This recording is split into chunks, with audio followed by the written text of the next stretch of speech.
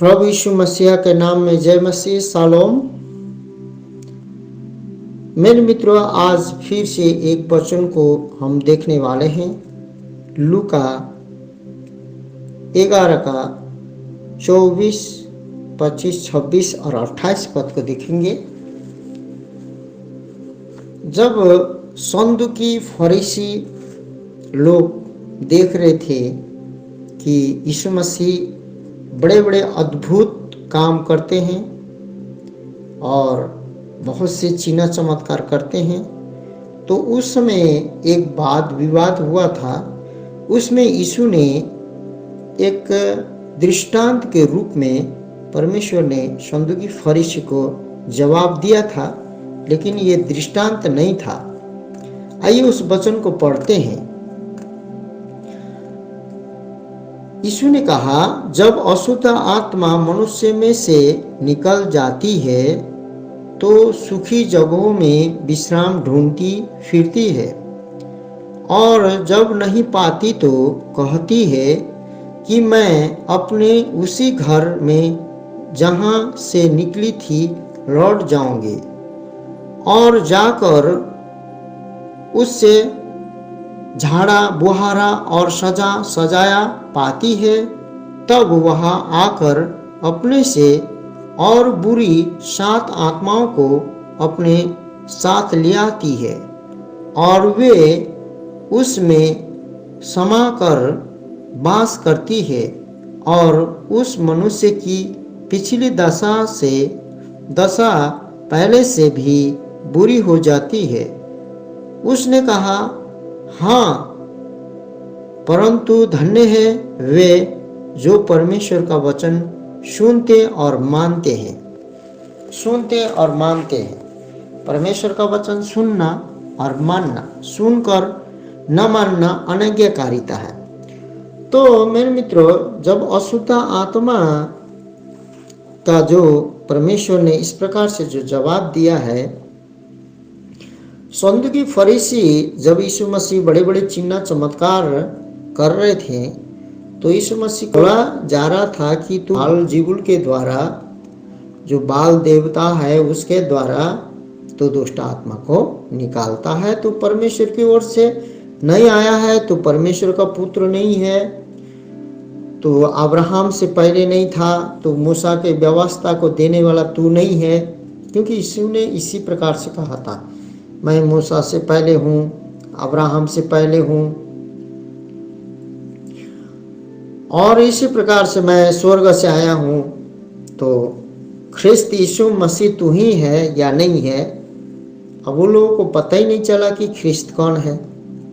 यीशु मसीह आया भी गया भी, लेकिन यहूदी लोगों को पता ही नहीं चला। न तो सदूकी को पता चला, न तो फरीसी को पता चला। जो भी हो, बाद में प्रेरितों ने सुसमाचार को सुनाया। परंतु मैं यहाँ कहने क्या चाहता हूँ, यीशु मसीह कहने क्या चाहते थे, अभी के जो समय में, जो अभी के व्यवहार में इस वचन को जब लाया जाए, तो मैं इस प्रकार से इसको लागू करूंगा। जब अशुद्ध आत्मा में से निकल जाती है तो सूखी जगहों में विश्राम ढूंढती फिरती है।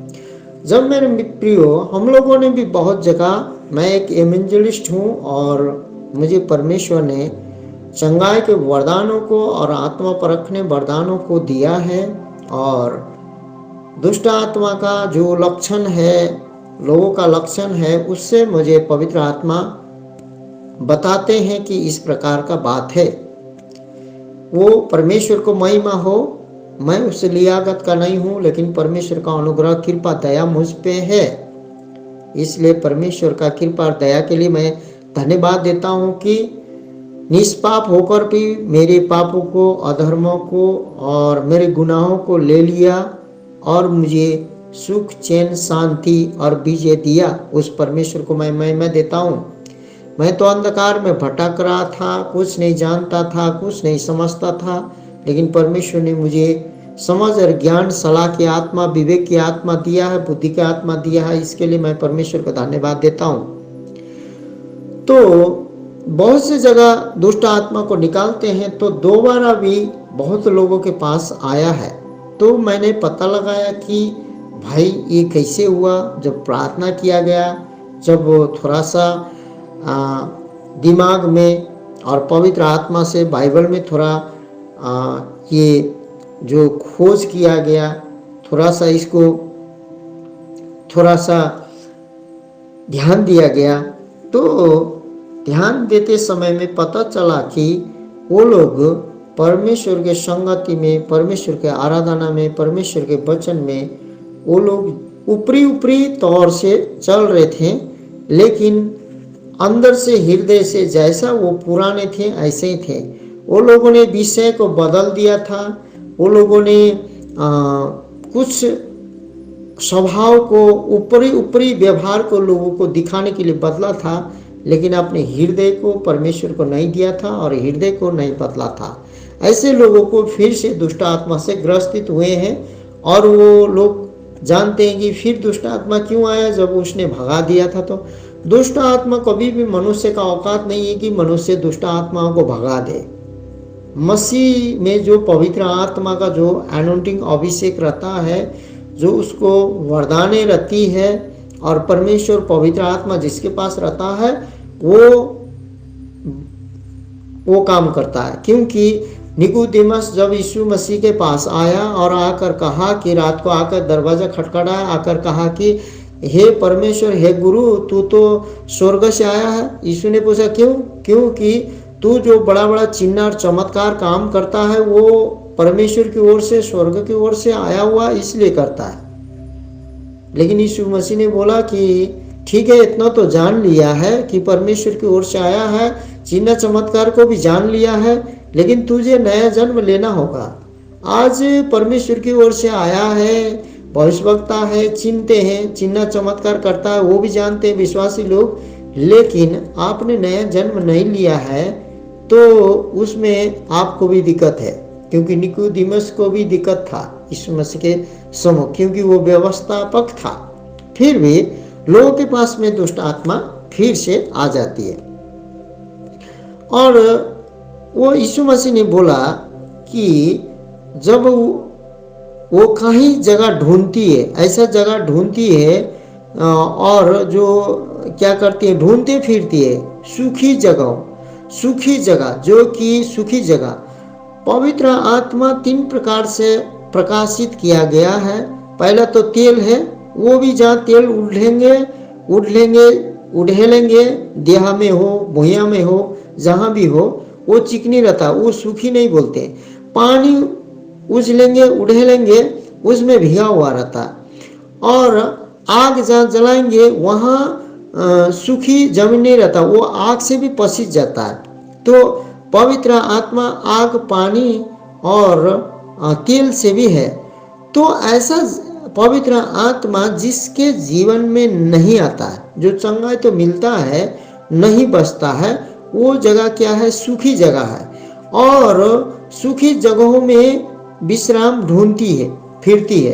तो वो विश्राम ढूंढने के लिए इधर भी फिर रही, उधर भी फिर रही, इधर उधर, कहीं भी जगह उसको नहीं मिल रही है, कहीं भी सूखी जगह नहीं मिलती, ढूंढती फिरती है तो नहीं मिलती है। और ढूंढते फिर भुलाइल भटकाइल वो सोचती है कि उसी जगह में जाए जहां से मैं निकली थी। और जब नहीं पाती तो कहती है कि मैं अपने उसी घर में जो पहले रहती थी, पहले बास करती थी, वो घर जो है सूखी है या खाली है, उसमें पानी नहीं डाला गया है, उसमें भिगोया नहीं गया है, उसमें आग नहीं जलाया गया है, गर्म नहीं किया गया है, न तो उसमें तेल मोला गया है, कुछ भी नहीं है, सूखा है, वो सूखा है, वो घर में कोई यूज नहीं हुआ है। लेकिन दुष्ट आत्मा तो निकाला गया था, निकल के गई थी, लेकिन सूखा है। वो घर सूखा होने के कारण फिर दुष्ट आत्मा क्या करती है? उसी घर में जहां से निकली थी लौट आती है और बोलती है लौट आऊंगी, और लौट आती है, लौट आऊंगी बोलती है, और सोचती है और लौट आती है। और आकर पहले तो सोचती है उसी में लौट जाऊंगी, लौट आऊंगी बोलती है, और आकर उसे झाड़ बुहारा और सजाया पाती है। उसमें झाड़ू भी मारा गया है उसमें, इसका मतलब वो गीत भी गाता था, आराधना खूब मस्ती से गाता था, झाड़ू मारने का मतलब वो आराधना मस्ती से करता था, लोगों को दिखाता भी था मैं मसीह हूँ। उसे झाड़ा बुहारा भी है और सजा सजाया भी पाती है, जैसे कि उसमें वचन भी सुनता था, थोड़ा बहुत बाइबल भी पढ़ता था, लेकिन उसने विषय को बदला था, नया जीवन को नहीं, अपने जीवन को परमेश्वर में समर्पण नहीं किया था और अपने जीवन को नहीं बदला था, सिर्फ विषय को बदला था। जैसे कि लोग क्या बोलते हैं, साइंस पढ़ते पढ़ते वो लोगों को साइंस पढ़ने का मन नहीं होता है तो किसी और सब्जेक्ट भी लेकर पढ़ सकते हैं। उसी प्रकार विषय को बदलने से कुछ भी नहीं होता है, उसने जीवन को नहीं बदला था। लेकिन बाइबल कोई सब्जेक्ट नहीं है, बाइबल तो जीवन है, जो परमेश्वर की वचन है वो जीवन है, बहुत दायित्व के जीवन है। तब जो कि वो दुष्ट आत्मा कहीं जगह नहीं पाती है, तो सजा सजावल जो कि आराधना से सजा हुआ, गीतों से सजा हुआ और थोड़ा बहुत वचनों से सजा हुआ घर में आ जाती है। लेकिन वो सजा सजावल तो था मेरे मित्रों, वो आराधना भी साथ साथ लोगों के साथ चलता होगा, गीत भी गाता होगा, प्रार्थना भी करता होगा, थोड़ा बहुत वचन भी पढ़ता होगा, लेकिन वो सूखा पड़ा हुआ था। क्या पड़ा हुआ था? उसमें तेल नहीं मला गया था, उसमें आग नहीं जलाया गया था, उसमें पानी डाल के नहीं धोया गया था, पवित्र आत्मा का कोई भी प्रतीक वहां नहीं था।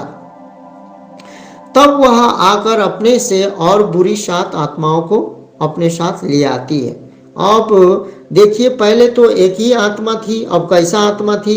वो क्रोध की आत्मा हो सकती है, वो व्यभिचार की आत्मा हो सकती है, वो किसी भी एक आत्मा थी पहले, वो किसी भी लड़ाई की आत्मा, झगड़ा की आत्मा, दोष लगाने वाली आत्मा और मंडली को कीचड़ करने वाली आत्मा, मुंह में प्रभु प्रभु और क्या बोलते हैं, काम से कोई काम के नहीं, प्रभु प्रभु करने वाला आत्मा, कुछ भी हो, दिखावा करने वाला आत्मा और रिपोर्टिंग करने वाला आत्मा, ऐसे इतना को वो किए दिखाने वाला आत्मा, कुछ भी हो, ऐसे आत्मा थी।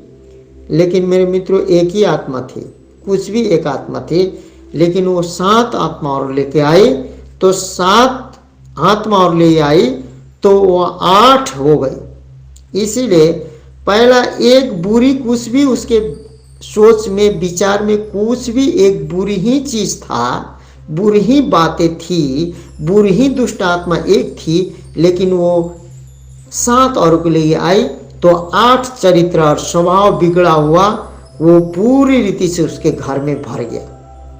तो 7 और व्यवहार और चरित्र वाली दुष्ट आत्मा आने पर उस व्यक्ति के जीवन में क्या होता है, यीशु मसीह क्या बोलता है, उस घर में क्या होता है? क्योंकि पवित्र आत्मा का मंदिर और घर कौन है? आप और हम हैं। यदि पवित्र आत्मा नहीं रहता तो वो घर सूखा रहता है, उसमें पानी से भिगवा नहीं रहता है, आग नहीं जलता है और वहाँ पर तेल मोला नहीं रहता है, और वो घर सूखा हुआ है, सजावल भी है, झाड़ू बहाड़ल भी है, लेकिन वो ऊपरी ऊपरी सब कुछ है, लेकिन उसमें क्या होता है? दुष्ट आत्मा आती है और वे उसमें समाकर, उसमें क्या होती है? समाकर बास करती है। समाने का मतलब उसको समाती है, अपने कैद में लेती है और बास करती है, और कैद में लेकर बास करती है, और उस मनुष्य की पिछली दशा से पहले से भी बुरी हो जाती है। किसका? मनुष्य की। अब वहां घर बोला गया यीशु ने, बाद में क्या बोलते हैं यीशु मसीह? मनुष्य बोलती है, मनुष्य बोलता है यीशु मसीह, सॉरी बोलती है, बोले मनुष्य बोलता है यीशु मसीह। उस मनुष्य का जो पिछले बार जो घर बोला गया, उस मनुष्य का जो पिछले दशा से भी बहुत बड़ा दशा, क्योंकि वो एक चरित्र के दुष्ट आत्मा पहला था ना, अब 7-8 चरित्र उसके जीवन में आ जाता है, तो वो पहले दशा से भी बुरी हो जाती है उसका। और उसने कहा, हाँ, परंतु धन्य वे हैं जो परमेश्वर का वचन सुनते हैं और मानते हैं। लेकिन आप परमेश्वर का वचन सुनते हैं और साथ साथ मानते हैं, तो उसमें प्रभु परमेश्वर धन्य है बोलते हैं। इसीलिए मेरे प्रिय भाइयों बहनों, आजकल चंगाई तो आपको दवाई से भी मिलता है, डॉक्टर से भी मिलता है, तंत्र मंत्र जादू टोना से भी मिलता है, लेकिन सुनिए, जीवन मात्र केवल यीशु मसीह से मिलता है। और यीशु मसीह से जीवन मिलने के बाद आप पवित्र आत्मा मांगिए प्रभु से कि पवित्र आत्मा आपके हृदय को, आपके मन को कायल करके उस घर को सजा सजावल, ऊपरी सजा सजावल, गीत गाने वाला नहीं, गिटार बजाने वाला ही नहीं, परंतु वचन प्रचार करने वाला ही नहीं, परंतु पवित्र आत्मा स्वर्गीय बात को समझने के लिए, जानने के लिए, स्वर्गीय प्रकाश में लेके चलने वाला